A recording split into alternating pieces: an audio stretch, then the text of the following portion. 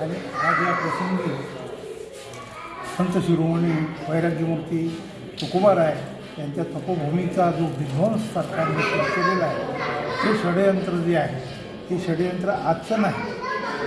तुकोबाला जिवंत वैकुंठ पाठवल्यानंतर तुकोबाचं तत्त्वज्ञानाचा खून कसा होत आहे हे आम्ही आमच्या उघड्या डोळ्यानं पाहतो आणि त्यांचं अस्तित्व मिटवण्यासाठी त्यांचे पुरावे, त्यांची तपोभूमी हे नष्ट करण्याचं काही मनुवादी प्रवृत्तीच्या लोकांचं हे षडयंत्र आहे.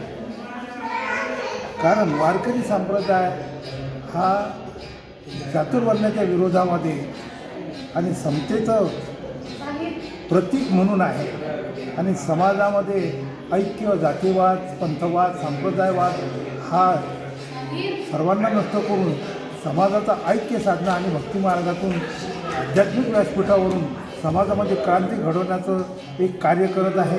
हे काही लोकांना खपत नाही. त्या लोकांनी हे षडयंत्र सुरू केलेलं आहे.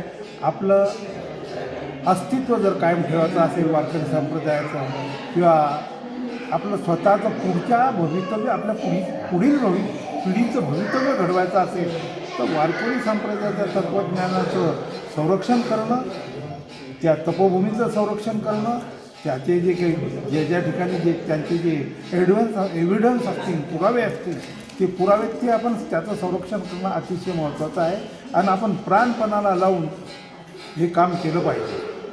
कारण भले तरी देऊ काशीची लंगोटी, नाठाळाची माती देऊ काठी असं तुकोबाने म्हटलेलं आहे.